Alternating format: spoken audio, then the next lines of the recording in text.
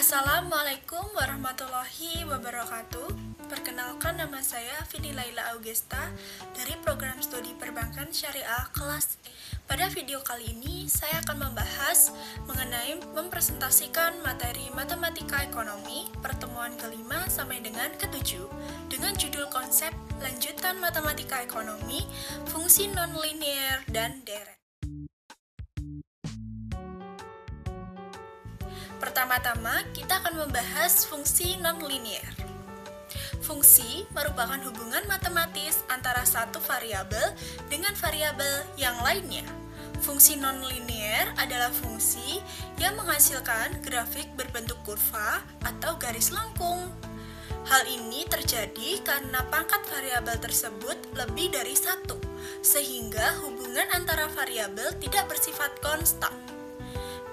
Dalam analisis ekonomi, fungsi nonlinear sering digunakan karena banyaknya fenomena ekonomi yang tidak berbentuk garis lurus.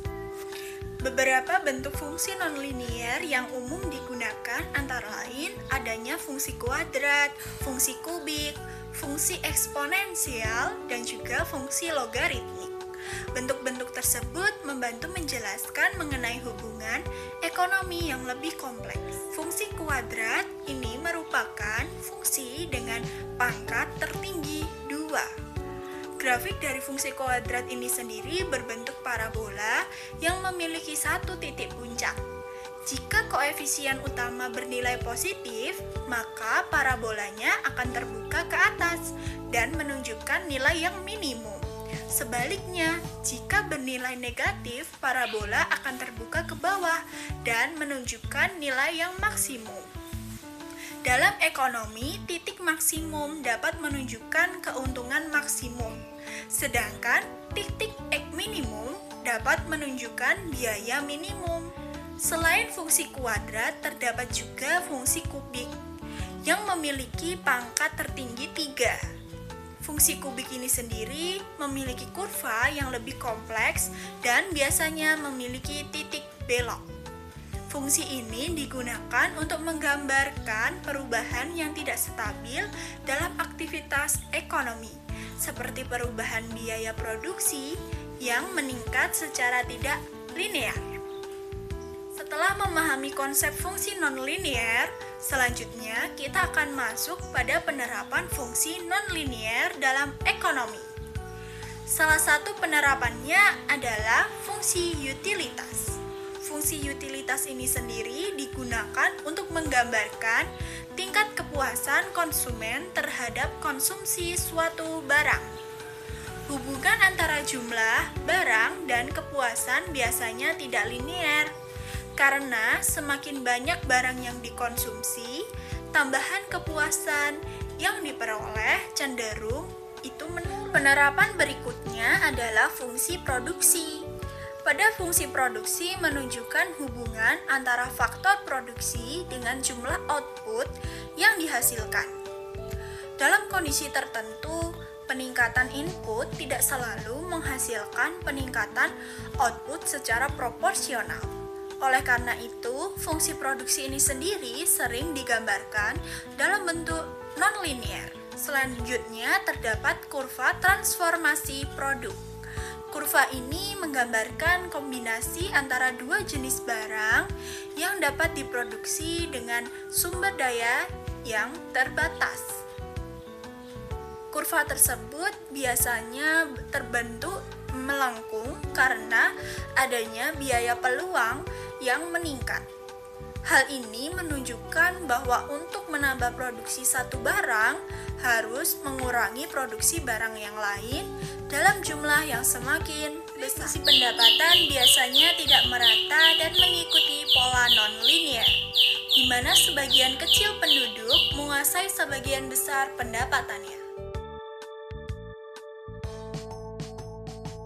Membahas fungsi nonlinear dan juga penerapannya, kita akan masuk pada konsep deret. Deret sendiri merupakan penjumlahan beberapa suku yang membentuk pola tertentu.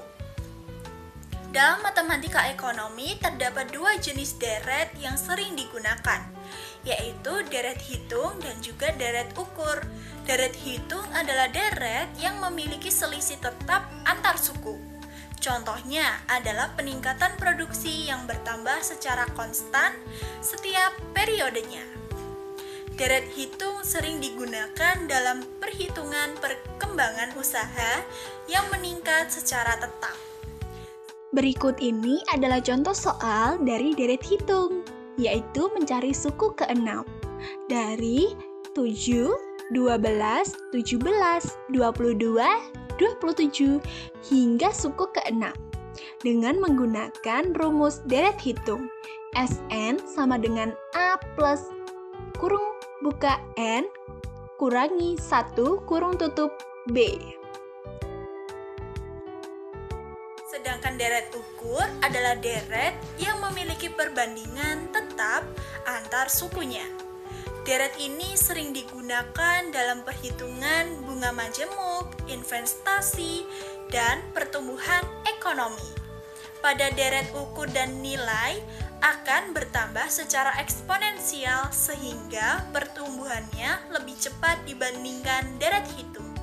Selanjutnya adalah rumus deret ukur, yaitu Sn sama dengan AP kali N pangkat minus 1.